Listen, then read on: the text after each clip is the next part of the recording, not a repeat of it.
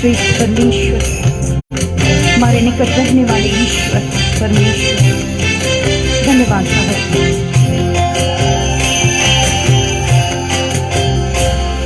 पहाड़ों की तरफ नजर उठाऊंगा, पहाड़ों की तरफ नजर उठाऊंगा, पहाड़ों की तरफ नजर उठाऊंगा, पहाड़ों की तरफ नजर उठाऊंगा।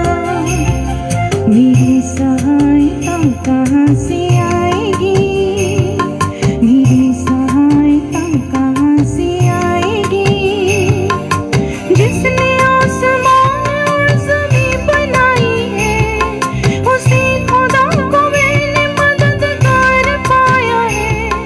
मदद वहीं से मैं तो पाऊंगा, मदद वहीं से मैं तो पाऊंगा। पहाड़ों की तरफ नजर उठाऊंगा, पहाड़ों की तरफ नजर उठाऊंगा। हमारे हृदय में अपने पवित्र वचन को अति वेग से भेजने वाले और उसी वचन के द्वारा हमें शुद्ध करने वाले परमेश्वर, हमें दृढ़ करने वाले परमेश्वर, हमारे पांव को स्थिर करने वाले ईश्वर, जागृत परमेश्वर, हर घड़ी हर क्षण अपने लोगों की हिफाजत करने वाले प्रभु यीशु मसीह, हम आपके नाम को महिमा देते हैं।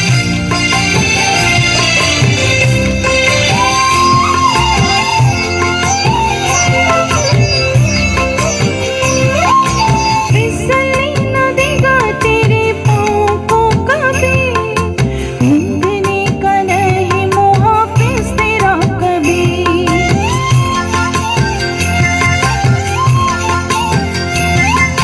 फिसलने न देगा तेरे पाँव को कभी, ऊँघने का नहीं मुहाफिज तेरा कभी। वो कभी न ऊँघेगा, वो कभी न सोएगा। देखो इज़राइल का रक्षक है खुदा, देखो इज़राइल का रक्षक है खुदा। मदद वहीं से मैं तो पाऊंगा, मदद वहीं से मैं तो पाऊंगा। पहाड़ों की तरफ नजर उठाऊंगा, पहाड़ों की तरफ नजर उठाऊंगा। हमारी प्रार्थनाओं को सुनने वाले परमेश्वर, हमारे पुकारों को सुनकर हमारे लिए काम करने वाले हमारे सहायक ईश्वर, संकट में अति सहज से मिलने वाले परमेश्वर, प्रभु हम आपकी करुणा के लिए धन्यवादी हैं। अपने लहू के द्वारा हमें सुरक्षा देने वाले परमेश्वर, धन्यवाद प्रभु।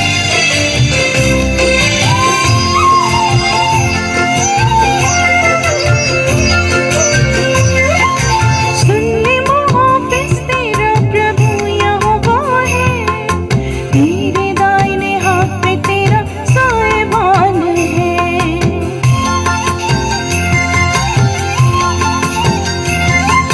सुन ले मुहाफिज तेरा प्रभु यहोवा है, तेरे दाहिने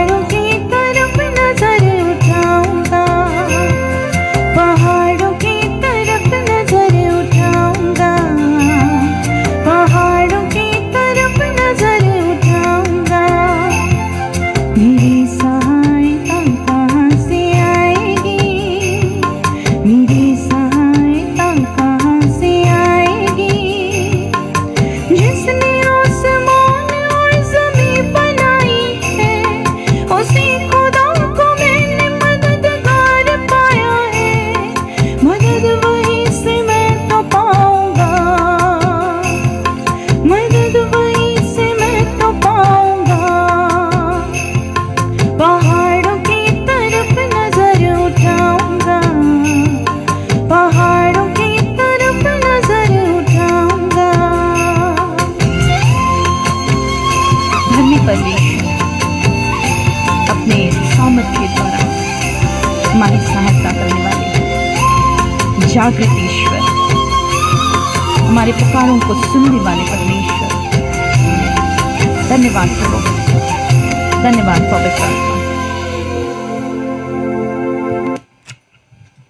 आप सबों को मेरी ओर से जय मसीह की। और बहुत सारे लोग जो हमारे साथ जुड़े हैं, प्रभु की शांति को आप प्राप्त करें इस गीत के द्वारा, प्रभु के उपस्थिति को आप प्राप्त करें। और जो पहली दफ़ा भी इस आराधना में जुड़ रहे हैं, यीशु मसीह अपने सामर्थ का परिचय उनके जीवन में भी प्रदान करे। और जैसा हम सब जानते हैं, ये समय है, हम आज के संडे के आराधना में जुड़े हैं और आज के इस आराधना में आप प्रभु के वचनों को सुनेंगे, प्रभु के किए गए कामों का वर्णन भी सुनेंगे। और जो पहली दफ़ा जुड़ रहे हैं, मैं उन्हें भी बता दूं, ये समय है, एक छोटी प्रार्थना के साथ हम आगे बढ़ेंगे और साथ ही हम फिर परमेश्वर के जीवित वचनों की ओर बढ़ेंगे। परमेश्वर के दास हमारे साथ हैं, सुधांशु हमारे साथ हैं, जो आप तक प्रभु के वचन को, जीवित वचनों को पहुंचाएंगे। और मैं हमेशा कहती हूँ, विश्वास के साथ हर वचनों को आप अपने जीवन में ग्रहण करें, क्योंकि जब हम उनके आज्ञाओं को, उनके विधियों का पालन करते हैं, तो वो परमेश्वर हमें आशीषित करने वाले परमेश्वर हैं। और साथ ही हम कुछ गवाहियों को सुनेंगे कि यीशु मसीह ने हमारे बीच में इस आराधना में जब लोग जुड़ रहे हैं, उनके जीवन में प्रभु ने कितने बड़े अनोखे कामों को प्रकट किया है। जैसा आप विश्वास करेंगे, प्रभु से बढ़कर आपके लिए भी काम करेंगे। और लोगों ने अपनी गवाहियों को हमारे सेशन में उन्होंने टाइप किए हैं और हमने उनका प्रिंट आउट्स निकाला है ताकि पढ़ने में आसानी हो। और अब आप तक वो गवाहियाँ जब पढ़ी जाती हैं, आप भी बिल्कुल ध्यान धर कर गवाहियों को सुने और प्रभु से मांगे, यीशु मसीह के नाम लेकर आप मांगे कि यीशु मसीह हमारे लिए भी आप काम कीजिए, हम पर भी आप दया कीजिए और हमें भी आप योग्य बनाइए कि हम भी अपनी गवाही यहाँ टाइप कर पाएँ। और मैं यही कहूँगी, जितनों के जीवन में यीशु मसीह ने काम किया है, अपनी गवाहियों को आप ज़रूर टाइप करें, छिपाएं ना, क्योंकि यीशु मसीह चाहते हैं कि जब वो आपके लिए काम करते हैं, आप उनको महिमा दें। और जब आप गवाही टाइप करते हैं, हम यीशु मसीह की महिमा को करते हैं। तो अंत तक ज़रूर बने रहें, क्योंकि अंत में फिर आपके लिए चंगाई की प्रार्थना होगी। और मेरा विश्वास है कि आज के दिन भी कई एक गवाही के लिए खड़े होंगे। तो आइए अपने आँखों को बंद कर लेंगे और प्रार्थना के साथ हम आज की आराधना को आगे बढ़ाएंगे। प्रभु, इस घड़ी हम धन्यवाद करते हैं आपके अनुग्रह के लिए, हम धन्यवाद करते हैं प्रभु आपके दया के लिए, प्रेम के लिए, और धन्यवाद करते हैं प्रभु यीशु इस सुंदर संगति के लिए। मेरे महान परमेश्वर, जब लोग आपके सम्मुख आए हैं इस घड़ी प्रभु यीशु अपने विश्वास को लेकर, प्रभु आप प्रत्येक को छू लीजिए। इस घड़ी हम सबों को, जितने इस आराधना में जुड़ रहे हैं, सबों को अपने लहू से धोकर शुद्ध और पवित्र कीजिए। मेरे यीशु मसीह, आपका वचन कहता आपके निकट आनंद की भरपूरी है, आपके निकट शांति है। जब लोग आपके सम्मुख आते हैं, यीशु अपने आनंद, अपनी शांति उन्हें प्रदान कीजिए। यीशु मसीह नासरी, हर दुख से, हर संकट से इन्हें निकालिए, हर रोगों से इन्हें चंगा कीजिए, हर तकलीफों से छुटकारा प्रदान कीजिए। और यीशु मसीह नासरी, मांगते हैं इस आराधना में जुड़ने वाले आपके परिचय को प्राप्त कर पाएं। इस आराधना में जुड़ने वाले यीशु न सिर्फ शारीरिक चंगाई पाएं, परंतु वे आत्मिक चंगाई को भी प्राप्त कर पाएं। मेरे नासरी यीशु, लोगों को विश्वास के वरदान से भर दीजिए। इस घड़ी तमाम ऐसी बातें, उलझने जो आपके लोगों को आपके आराधना में बैठने से रोकती है, उन हर एक बातें, उन हर एक ऐसी बातों को जो प्रभु लोगों के मन को भटकाती हैं, यीशु नाम से उस हर एक दुष्ट की युक्तियों को विफल करते हैं। हर एक ऐसी भटकाने वाली आत्मा यीशु नाम से दूर होने पाए। और मांगते हैं अपने पवित्र आत्मा के द्वारा प्रत्येक की सहायता कीजिए, अपने पवित्र आत्मा के द्वारा स्थिरता दीजिए कि स्थिरता के साथ लोग आपके किए गए कामों का वर्णन सुने, लोग आपके जीवित वचनों को सुने और फलवंत होने पाए। मेरे यीशु मसीह नासरी, इस घड़ी मांगते हैं जहां जहां से लोग जुड़ रहे हैं, सबों को सुरक्षा प्रदान कीजिए। यीशु, हर ऐसी बातें, उलझने जो प्रभु इस आराधना में लोगों को उलझाती है, जुड़ने से रोकती हैं, उन हर एक उलझनों को भी यीशु नाम से दूर करते हैं, डिस्टर्बेंस को यीशु नाम से दूर करते हैं। यीशु मसीह नासरी मांगते हैं जितने जुड़ते हैं सब बड़ी गवाहियों के साथ खड़े होने पाए। जिन्होंने अपनी गवाहियों को टाइप किया उन्हें बहुत आयत की आशीष दीजिए, उनकी आशीष उनके जीवन में हमेशा बनी रहने पाए। मेरे यीशु मसीह नासरी, इस समय हम मांगते हैं आपके दासदांशों को अभिषेक कीजिए। जो भी वचन आज वो बांटते हैं वो वचन प्रभु जितने सुनते हैं वो हर एक सुनने वाले प्रभु आपके प्रेम को समझ पाए और प्रभु आपके कामों को समझ पाए, आपके परिचय को समझ पाए। मेरे यीशु मसीह नासरी, और जब हम आपके वचनों को सुनते हैं हमारे जीवन में अद्भुत आश्चर्य कर्म होने पाए, हमारे जीवन में प्रभु यीशु आपके कार्य नजर आने पाए। अपने वचन के द्वारा हमारे जीवन में प्रभु आप काम कीजिए। सारी महिमा आपके नाम को देते हैं और फिर से मांगते हैं प्रभु यीशु इस समय अपने पवित्र आत्मा के द्वारा हमारी अगुवाई कीजिए। व्यर्थ बातों से हमारी रक्षा कीजिए, हानि की बातों से हम प्रत्येक की रक्षा कीजिए और मां परमेश्वर अपने विश्वास के वरदान को डेल दीजिए। धन्यवाद के साथ इस प्रार्थना को यीशु नाम से मांगते हैं, दया से सुनिए और ग्रहण कीजिए, आमीन। फिर से मेरी ओर से सबों को जय मसीह की। बहुत सारे लोग हैं जो हमारे साथ जुड़ चुके हैं, जो पहली दफ़ा भी जुड़ रहे हैं। ये आराधना हर संडे और ट्यूसडे चलाई जाती हैं जो शाम के 7 बजे से शुरू हो जाती है। तो आप कोशिश करें हर संडे और ट्यूसडे आप इस आराधना में जुड़ें। और बहुत सारे लोगों ने अपनी गवाहियों को टाइप किया है कि न सिर्फ वे इस लाइव में जुड़ते हैं पर उन्होंने अपने शेड्यूल में इस सेशन को इंक्लूड कर लिया है। और जब वो अपने दिनचर्या को शुरू करते हैं, अपने दिन को शुरुआत करते हैं इस आराधना के साथ, इस आराधना के रिकॉर्डिंग्स के साथ, वो इस अपने दिन को शुरू करते हैं। और अब उन्होंने अपने जीवन में, अपने परिवार में बहुत सारे चेंजेस को देखा है, बहुत सारे प्रभु के आशीष को देखा है। तो आप भी यदि आशीष पाना चाहते हैं तो आराधना में जुड़े रहें और कोशिश करें प्रभु के निकट करने के लिए। तो आगे के सेशन को मैं परमेश्वर के दासदांशों के हाथों में सौंपती हूँ। आप सबों को बहुत आयत के आशीष मिले।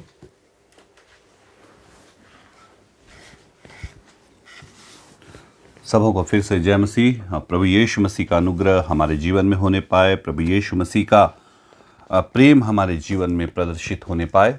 और आज के दिन इस सभा के माध्यम से मैं विश्वास करता हूँ यीशु मसीह आप सबों को आशीषों से भरने वाले हैं। तो जितने हमारे साथ हैं बिल्कुल विश्वास के साथ आप इस सभा में शामिल हों और दयालु परमेश्वर आपके जीवन में बड़े काम करने के लिए तैयार हैं।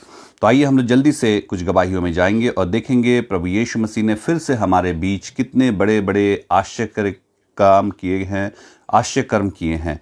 तो जिनका नाम लिया जाता है, अगर आप सभा में शामिल हैं, प्रेज द लॉर्ड, जय मसीह की जरूर से लिखिए ताकि हमें पता चले कि आप इस सभा में शामिल रहते हैं और दूसरे लोग भी जब आपकी गवाहियों को सुनते हैं और आप यहाँ पे जय मसीह की लिखते हैं तो उनका भी विश्वास मसीह में और अधिक आगे बढ़ेगा।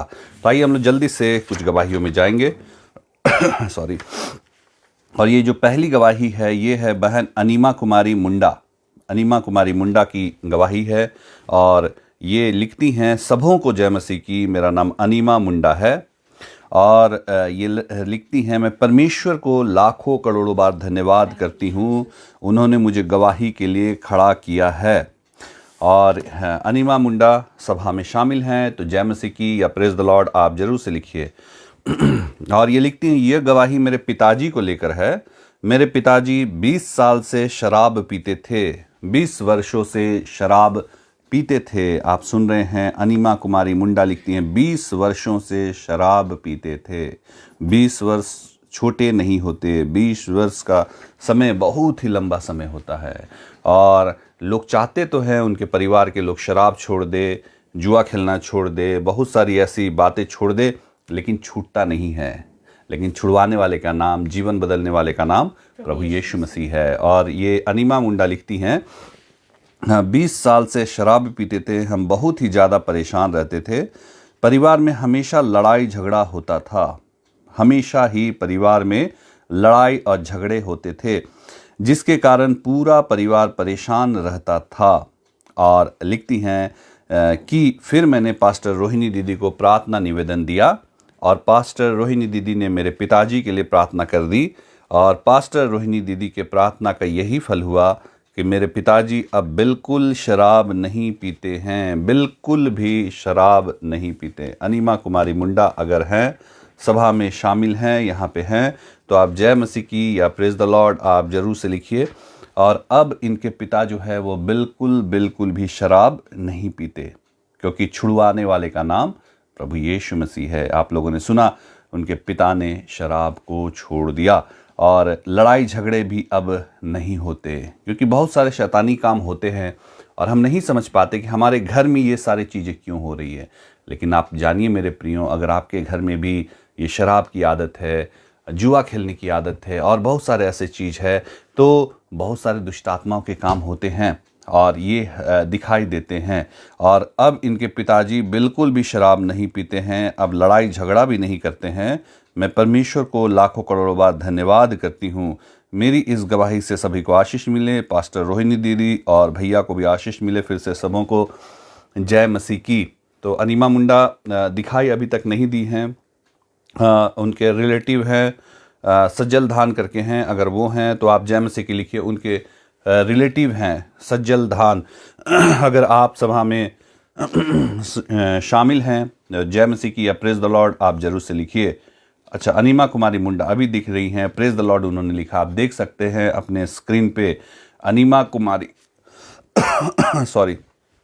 अनीमा कुमारी मुंडा ने प्रेज द लॉर्ड लिखा है, आप देख सकते हैं अपनी स्क्रीन पे, थोड़ा सा ऊपर चला गया है। और उन्हीं की गवाही। फिर से अनीमा मुंडा, फिर से आप जय मसीह की या प्रेज द लॉर्ड फिर से लिखिए, क्योंकि लोग आपको फिर से देख पाएंगे। तो यीशु मसीह का हम धन्यवाद देते। 20 वर्षों के शराब पीने की आदत को प्रभु ने छुटकारा दिया। 20 वर्षों के शराब जो पीने की आदत थी, उससे यीशु मसीह ने उन्हें निकाला। और सोचिए कि शराब के साथ और भी बहुत सारी चीज़ें आ जाती हैं, तो घर में लड़ाई झगड़े भी होते थे, लेकिन यीशु मसीह ने उन लड़ाई झगड़ों से भी छुटकारा दिया। तो हम इसके लिए लाखों करोड़ों बार यीशु मसीह को धन्यवाद देते हैं। और यीशु मसीह ने इनके जीवन में काम किया। जब इनके जीवन में काम हो सकता है, तो आपके जीवन में भी जरूर प्रभु काम करेंगे। आपके जीवन में भी यीशु मसीह बदलाहट को देंगे। लेकिन कब? जब आप प्रभु में अच्छे ढंग से चलेंगे और इस सभा में आप नियमित रूप से शामिल होंगे, क्योंकि ये सभा जो है प्रत्येक ट्यूसडे और संडे शाम 7 बजे से चलाई जाती है। प्रत्येक ट्यूसडे, प्रत्येक संडे शाम 7 बजे से चलाई जाती है। और यही गवाही है, जो लोग निरंतर इस सभा में शामिल हैं, यीशु मसीह उनके जीवन में, उनके घर में, उनके परिवार में, उनके रिश्तेदारों के बीच में बड़े बड़े काम कर रहे हैं। तो यीशु मसीह का हम लाखों करोड़ों बार धन्यवाद देते हैं। आइए हम जल्दी से दूसरी गवाही में हम लोग जाएंगे। और ये है बहन ममता गाड़ी ममता गाड़ी करके बहन हैं। और ये बहन लिखती हैं, जय मसीह की, मेरा नाम ममता गाड़ी है। ममता गाड़ी बहन, अगर आप भी सभा में शामिल हैं, सभा में नियमित रूप से शामिल हैं, तो जय मसीह की या प्रेज द लॉर्ड आप जरूर से लिखिए। ममता गाड़ी बहन, और ये लिखती हैं, मेरे सर में हमेशा दर्द और भारीपन रहता था। इनके सर में दर्द रहता था और वो दर्द हमेशा रहता था। और इन्होंने ये नहीं लिखा कि कब से ये दर्द था। आप लोग गवाही लिखते, थोड़ा सा आप लोग उसको लिखिए, कब से दर्द था, कितने वर्षों से दर्द था, कब से प्रॉब्लम्स थे, ताकि लोग जान पाएँ, हम लोग भी जान पाए कि कब से आपके सर में और जीवन में ये परेशानियां थी। और ये लिखती हैं ममता गाड़ी बहन कि मेरे सर में हमेशा दर्द और भारीपन रहता था। हमेशा ही इनके सर में दर्द और भारीपन रहता था। और ऐसा हो नहीं सकता कि ये दवाइयाँ नहीं ली होंगी, लेकिन कई बार दवाइयाँ काम नहीं करती। और जब दवाइयाँ काम नहीं करती, जब हम प्रभु यीशु मसीह के पास आते हैं, यीशु मसीह हमारे जीवन में काम करते हैं। ममता गाड़ी बहन, जय मसीह की या प्रेज द लॉर्ड आप जरूर से लिखिए। ममता गाड़ी बहन, अगर आप देख रही हैं तो जय मसीह की या प्रेज द लॉर्ड आप लिखिए। और ये लिखती हैं, सर में हमेशा से दर्द और भारीपन रहता था, बॉडी भी भारी लगता था, शरीर भी इनका भारी लगता था, कुछ काम करने में मन नहीं लगता था। और लिख रही है, ये सभा देखते देखते सर का दर्द ठीक हो गया।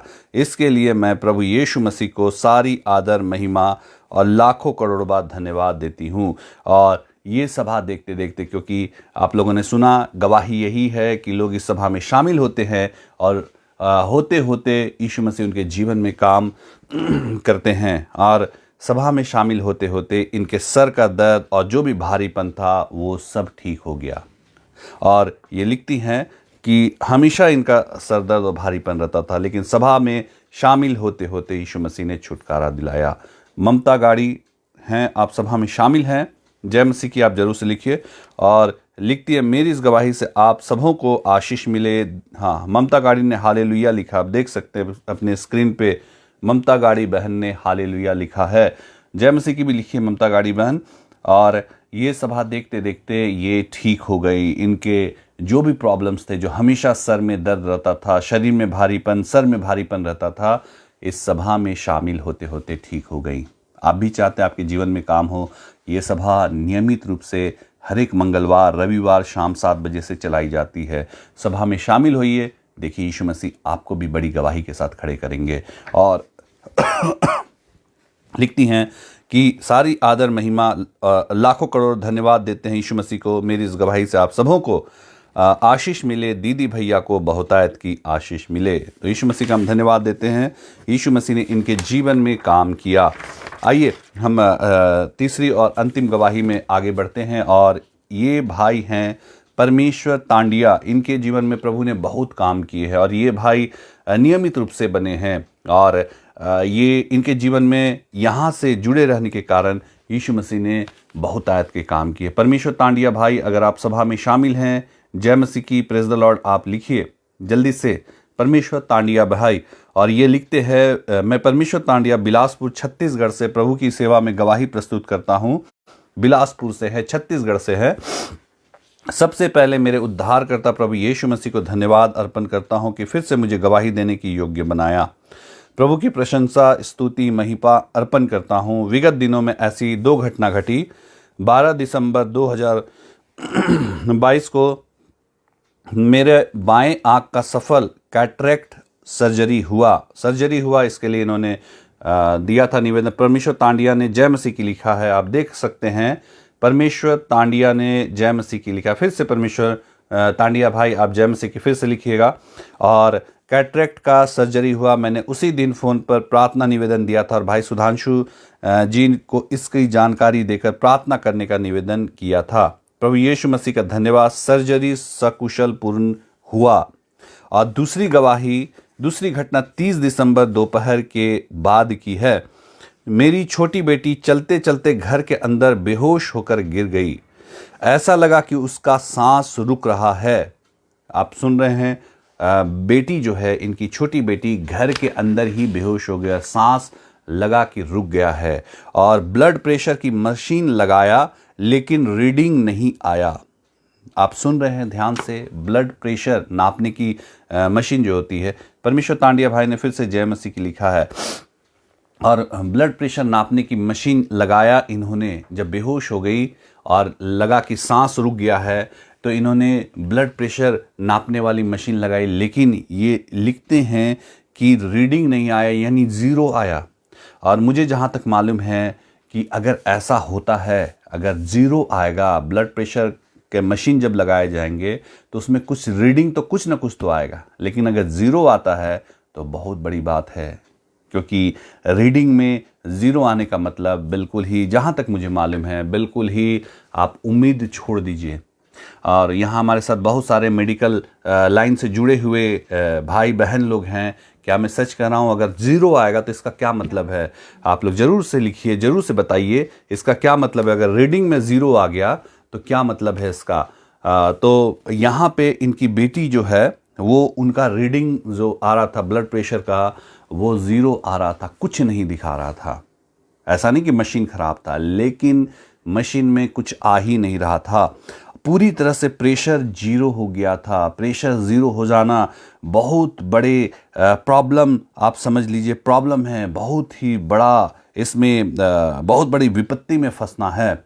और प्रेशर अगर 0 होने लगता है तो किडनी, लीवर सब ऐसे ही फेल हो जाता। अगर ऐसा हो, प्रेशर अगर बहुत नीचे चला जाए तो किडनी, लीवर अफेक्टेड हो जाता है। और इनका तो 0 आ गया, यानी कुछ नहीं दिखा रहा है। कुछ ना कुछ तो काउंटिंग तो आएगा ही, लेकिन जब सब कुछ खत्म हो जाता है ना, तो वो फिर 0 शो करने लगता है। और ये लिखते हैं, फैमिली डॉक्टर को फ़ोन किया तो जवाब नहीं मिला। तुरंत उनको पास के एक नर्सिंग होम में भेजा और पहले हमने खुद प्रार्थना करी, फिर रोहिणी थापा जी को प्रार्थना निवेदन देने के लिए फ़ोन पर रिंग किया और इन्होंने बिल्कुल ज़ीरो हो गया था। क्या बोल रहे हैं? हाँ, परमेश्वर टांडिया भाई ने लिखा है बिल्कुल जीरो हो गया। ज़ीरो हो गया था। इसका क्या मतलब है आप तो थोड़ा सा बताएंगे? अगर मेडिकल से जुड़े हुए लोग अगर इसका मतलब बताएंगे तो बाकी लोग भी जान सकते हैं। ज़ीरो मत होना, अगर ऑक्सीजन लेवल भी हमारा 120 रहता है। अच्छा, ये कोई लिखे है शंकर कुमार, हार्ट में ब्लड सर्कुलेशन रुक जाना। वो सर्कुलेशन, हार्ट में ब्लड सर्कुलेशन रुक जाना, हार्ट में खून रुक जाना, खून ही नहीं पहुंचना, तब ज़ीरो दिखाने लगता है। तो यानी समझ लीजिए प्रॉब्लम है। और ऑक्सीजन लेवल हमारा 120 तक है, जहाँ तक मुझे मालूम है 100 तक नॉर्मल रहता है। लेकिन ऑक्सीजन लेवल जो है अगर ज़ीरो दिखाने लगे तो यानी कि ऑक्सीजन ही उसके शरीर में नहीं पहुंच रहा, और वो भी खतरे की बात है। इसी प्रकार से अगर ब्लड प्रेशर के मशीन में ज़ीरो दिखा रहा है यानी कि वो हार्ट में उसका नहीं जा रहा है, ब्लड ही नहीं जा रहा है। और देव लिखे कुछ नहीं रहा, तो यानी कि बहुत बड़े प्रॉब्लम हो गए थे। लेकिन बचाने वाले का नाम प्रभु यीशु मसीह है, बचाने वाला प्रभु यीशु मसीह है। और ये नियमित रूप से हमारे साथ इस सभा में जुड़े। और मैंने कहा कि आप जानिए कि कब प्रभु की ज़रूरत पड़ेगी ना आप नहीं जानते हैं, कब शैतान हमारे जीवन में काम करेगा आप नहीं जानते, कब एक्सीडेंट्स होंगे आप नहीं जानते। लेकिन आपने प्रभु का हाथ पकड़ा है, यीशु मसीह के साथ चल रहे हैं, यीशु मसीह आपको संकट से बचाएंगे, यीशु मसीह आपको उस इमरजेंसी सिचुएशन से बाहर निकालेंगे। दूसरों के जीवन में अगर कुछ परेशानियां ऐसी आती हैं, कुछ अकस्मात घटनाएं ऐसी आएंगी, वो पड़े रह जाएंगे। लेकिन एक विश्वासी के जीवन में आएगा तो यीशु मसीह उससे उसको बाहर निकालेंगे। और ये लिखते हैं कि जब वो डॉक्टर के पास पहुंची और इन्होंने फ़ोन किया, प्रार्थना के लिए फ़ोन किया, और प्रभु ने उसको हॉस्पिटल पहुंचने से पहले ही छू लिया। हालेलुया, पहले ही छू लिया। इन्होंने निवेदन दिया। और आप जानिए कई लोग हमें फ़ोन करते हैं और हम लोग प्रार्थना में बैठते हैं, कई बार फ़ोन नहीं उठा पाते, लेकिन ये प्रार्थना भवन का नंबर जो है हमारा, वो उसको डायरेक्ट प्रभु यीशु मसीह रिसीव करते हैं। और कैसे जानेंगे रिसीव करते हैं? क्योंकि आप जब फ़ोन करते हैं, निवेदन देते हैं, उसी घड़ी प्रभु यीशु मसीह आपके जीवन में काम करते हैं। और इन्होंने रिंग किया और प्रभु यीशु मसीह ने इनकी बेटी को छू लिया। और कैसे छू लिया? क्योंकि जब वो डॉक्टर के पास पहुंची उसका प्रेशर नॉर्मल हो चुका था। प्रेशर जो था, ज़ीरो जो दिखा रहा था ना, वो नॉर्मल हो चुका था और उसको होश आ गया था। वहाँ डॉक्टर नहीं मिला, लेकिन डॉक्टर के कंपाउंडर ने उसको स्वस्थ है बतलाकर घर वापस भेज दिया। सोचिए कितना बड़ा संकट से प्रभु ने इनको बचाया। अगर प्रभु में आज नहीं होते, सभा में जुड़े नहीं होते, तो अभी कुछ और ही इनके घर में घटना हो जाती। शैतान तो आया कि इनको बेटी को कुछ कर दे, शैतान आया कि बेटी को ले जाए, लेकिन यीशु मसीह ने बचाया। और यीशु मसीह सामर्थी परमेश्वर हैं। उन्होंने कहा संकट में मुझे पुकार और मैं तेरी सुन लूँगा। और हम संकट में जब प्रभु को पुकारते हैं, दूसरे लोग भाग जाएंगे, लेकिन जब हम संकट में प्रभु को पुकारेंगे वो खड़े हो जाते हैं। और उन्होंने, यीशु मसीह ने इनकी बेटी को बचाया। घर वापस आई तो बिल्कुल भली चंगी हो गई थी। और ऐसा हो ही नहीं सकता है कि रीडिंग में अगर ज़ीरो आए ब्लड प्रेशर और थोड़ा सा हॉस्पिटल जाने लगे तो वो फिर से नॉर्मल हो जाए। उसको नॉर्मल होने में, पहला तो वो नॉर्मल हो नहीं पाएंगे और नॉर्मल होने में भी कितने प्रोसेस से गुजरना पड़ेगा। लेकिन यीशु मसीह ने इनकी बेटी को संभाला। क्यों संभाला? क्योंकि परमेश्वर तांडिया भाई नियमित रूप से इस सभा में बने हैं, प्रभु का हाथ थामे हैं, और हर सभा में आप इनको देख सकते हैं। तो यहाँ पे लिख रहे हैं, यीशु मसीह की असीम कृपा है मुझ पर और मेरे परिवार पर। धन्यवाद करता हूँ प्रभु यीशु मसीह को, जैसे उन्होंने मुझे मौत के मुँह से निकाला, मेरे परिवार पर भी उनकी करुणा असीमित है। मेरे मसीह भाई बहनों, प्रभु को अपने हृदय सिंहासन में बसा लो। और ये लिखते हैं, आप सबके जीवन में प्रभु प्रेम का दरिया बन जाए। इस गवाही से आप सब आशीषित हो। आपका भाई परमेश्वर तांडिया। तो यीशु मसीह का धन्यवाद देते हैं। मसीह में अगर आप हैं, मसीह का हाथ थामे हैं, वो आपको संकट से बचा लेंगे, अकस्मात मृत्यु से बचा लेंगे, अकस्मात आपके एक्सीडेंट से बचा लेंगे। दूसरे के जीवन में परेशानी आएंगी, वो पड़े रह जाएंगे। आप लोगों ने सुना ज़ीरो हो गया ब्लड प्रेशर, और ज़ीरो होने का मतलब ख़त्म, अब कोई आशा नहीं है। लेकिन यीशु मसीह बचाने वाले परमेश्वर हैं। हमारे भी हमारे चर्च की मेंबर है संगीता, नाम है उनका, मुझे टाइटल याद नहीं आ रहा, और उनका भी डिलीवरी जब हुआ तो वो बताती है उनका सांस कितने देर के लिए वो बंद हो गया और डॉक्टरों ने आशा छोड़ दी, लोगों ने वहाँ पे आशा छोड़ दी, क्योंकि और उनके परिवार के लोग भी घबरा गए। संगीता तिग्गा बहन अगर हैं तो आप भी जय मसीह की जरूर से लिखिए। और कितने देर तक के लिए पल्स मिलना मुश्किल हो गया, उनका धड़कना, जो हार्ट का धड़कना है वो बंद हो गया और सब डर गए, घर में सब कोई डर गए। और उसी समय उन्होंने क्या किया, यहाँ फ़ोन किया, पास्टर ने जब फ़ोन उठाया उन्होंने उनके बगल में कान में उस फ़ोन को रख दिया और यहाँ जैसे ही प्रार्थना हुई उनका पल्स जो है, जो उनका हार्ट बीट है वो वापस आ गया। कितने देर के लिए वो सब चीज़ बंद हो गया था। संगीता तिग्गा हालेलुया लिखिए, शायद यही बहन है संगीता तिग्गा। और यीशु मसीह ने उनको जीवन दान दिया, यीशु मसीह ने उनको मृत्यु से खींच के बाहर निकाला। तो यीशु मसीह का हम धन्यवाद देते हैं। संकट में वो बचाने वाले परमेश्वर, लेकिन कब बचाएंगे?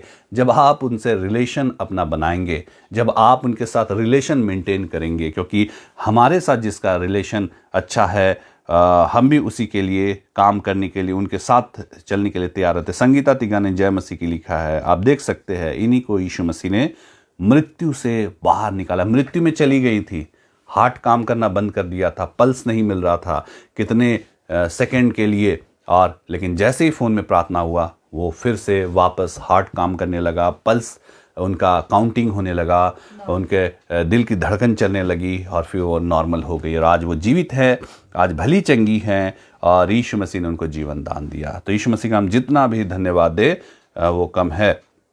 आशा तिग्गा ने लिखा है, संगीता तिग्गा मलटोटी से, अच्छा हाँ संगीता तिग्गा चाहिए, वो दूसरी संगीता होंगी शायद, हो सकता है। आशा तिग्गा के अकाउंट से संगीता तिग्गा मलटोटी से लिखी है, उन्हीं की बहन है और यीशु मसीह ने उनकी बहन को मृत्यु में जाने से बचा लिया। तो हमारे परमेश्वर काम करने वाले परमेश्वर है, हम ऐसे ही उन्हें परमेश्वर नहीं कहते। क्यों? क्योंकि परमेश्वर वो हैं जो सब कुछ कर सकते हैं, उनके लिए कोई भी काम कठिन नहीं है।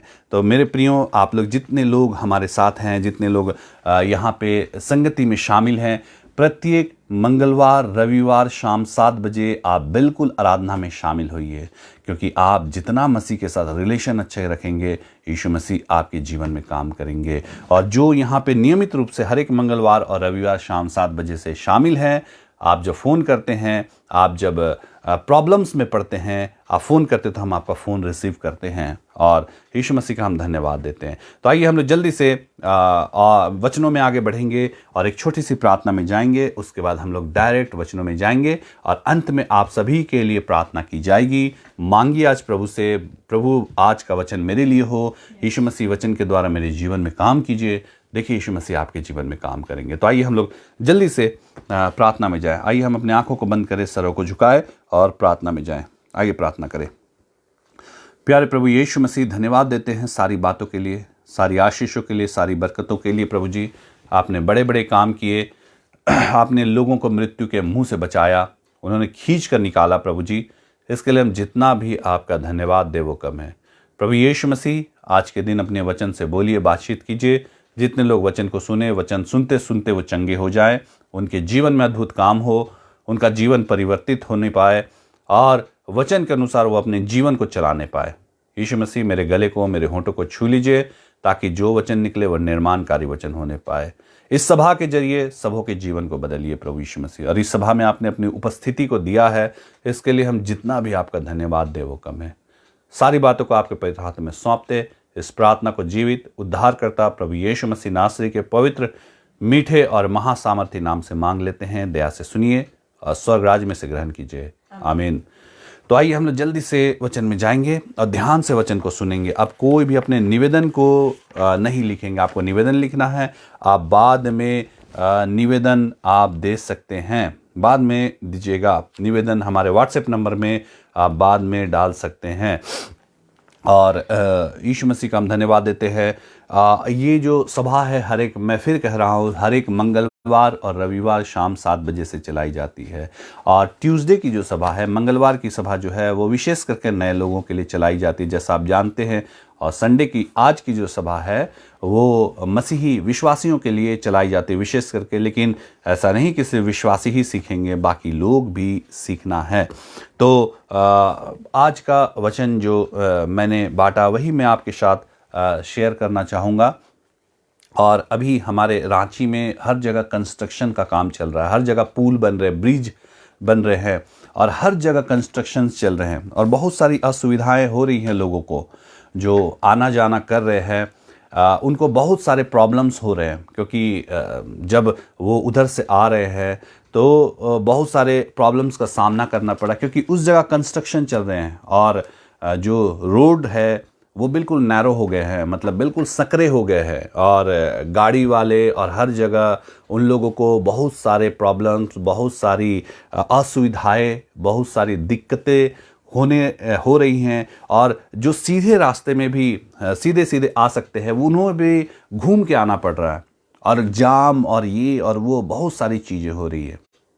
और आप लोग के भी शहर में जब ऐसे होते होंगे, जब कहीं ब्रिज बन रहा होगा, कहीं निर्माण कार्य होते होंगे तो क्या होता होगा, सेम ऐसे ही सिचुएशंस का आपको भी सामना करना पड़ता होगा। आप लोग को भी असुविधाएं होती होंगी, आप लोग को भी प्रॉब्लम्स होते होंगे, आप लोग को भी घूम के जाना पड़ता होगा, कितनी बार मन दुखी हो जाता होगा और आप सोचते होंगे क्या ये प्रॉब्लम हो गए हैं, ये जो बन रहे हैं इसके कारण पूरा हमारा जीवन अस्त व्यस्त हो गया है। कितने नौकरी पेशे वाले लोग जब जाते होंगे, सुबह निकलते होंगे और उनको सामना करना पड़ता होगा, जाम का सामना करना पड़ता होगा।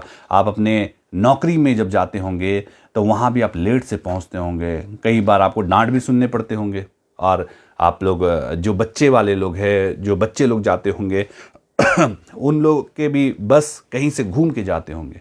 तो जब कहीं निर्माण होता है ना, जब कहीं कंस्ट्रक्शंस होते हैं तो आप लोगों ने एक बात को गौर किया है, सारे चीज़ उथल पुथल हो जाते हैं, सारे चीज़ अस्त व्यस्त हो जाते हैं।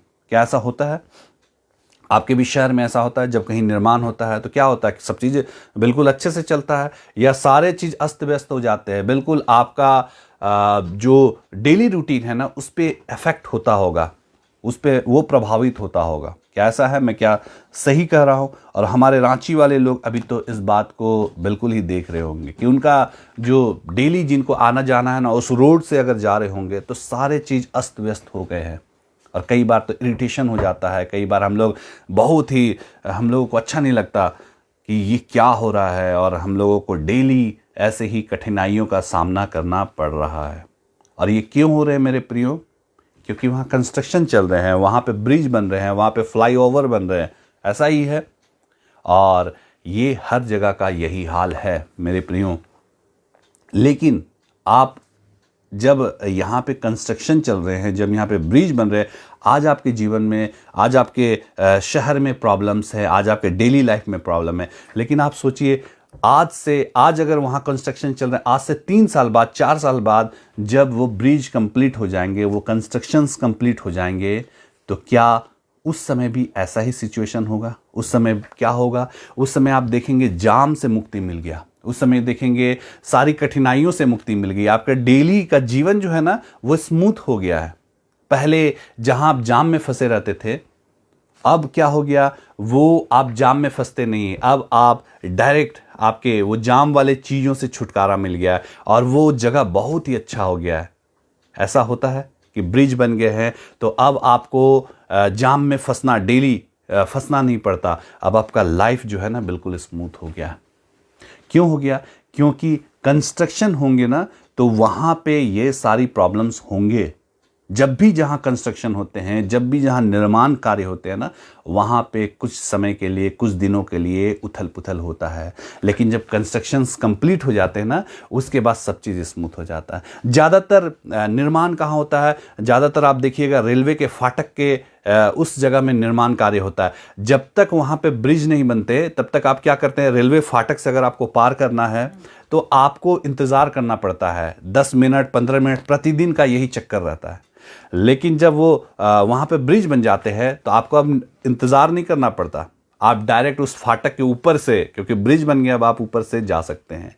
और ये जब तक निर्माण होता रहता है ना, तब तक आप एक अलग ही इरिटेशन में रहते हैं, अलग ही दुविधा में रहते हैं, अलग ही आपके दिमाग अलग गर्म हो जाते हैं कि ऐसा हो रहा है, यहाँ पे निर्माण हो रहे हैं। लेकिन जब सब चीज़ हो जाता है तो सब चीज़ स्मूथ हो जाता है और पहले से बहुत अच्छा हो जाता है।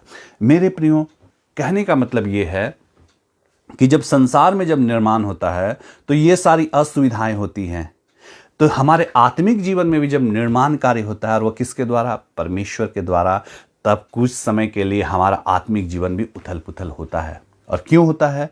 क्योंकि निर्माण कार्य चल रहे हैं, संसार में निर्माण चल रहे हैं, तो वहाँ भी तो हमारा जीवन उथल पुथल होता है। वहाँ भी हम कई बार गुस्से में आ जाते हैं, वहाँ भी कई बार हम टेंशन में आ जाते हैं, वहाँ भी कई बार हम इरिटेट हो जाते हैं कि फिर आज ये मुझे वहाँ जाम में फंसना होगा, फिर आज मुझे घूम के जाना होगा, फिर आज इतनी देरी हो गई। तो सोचिए, जब आत्मिक जीवन में जब होते हैं तो वहाँ भी कई बार हमारे जीवन में तकलीफ़ें, दुख, परेशानी, प्रॉब्लम, समस्याएं आती हैं। एक विश्वासी के जीवन में जब प्रभु निर्माण कार्य करते हैं ना, तो वहाँ भी ऐसे ही उथल पुथल होते हैं, वहाँ भी यही सारी चीज़ें होती है। लेकिन किसके जीवन में? एक असली विश्वासी के जीवन में। मैंने आज चर्च में यही कहा, दो तरह के विश्वासी होते हैं, एक असली वाले विश्वासी होते हैं और एक नकली वाले विश्वासी होते हैं। असली वाले विश्वासी कौन होते हैं? जो प्रभु की इच्छा के अनुसार चलते हैं, जैसा प्रभु चाहते हैं ना उसी के हिसाब से चलते हैं। अगर आप जैसा प्रभु चाहते हैं उसी हिसाब से चलते हैं, जो प्रभु को अच्छा लगता है वो करते हैं, जो प्रभु यीशु मसीह को अच्छा नहीं लगता वो नहीं करते, आप असली वाले विश्वासी हैं। और कुछ विश्वासी होते हैं जो विश्वासियों का चादर ओढ़ के, विश्वासियों का भेष धर के बैठते हैं। प्रभु के पास तो आ गए, प्रभु में आगे तो बढ़ गए, लेकिन आज तक उनके जीवन में कुछ नहीं बदला।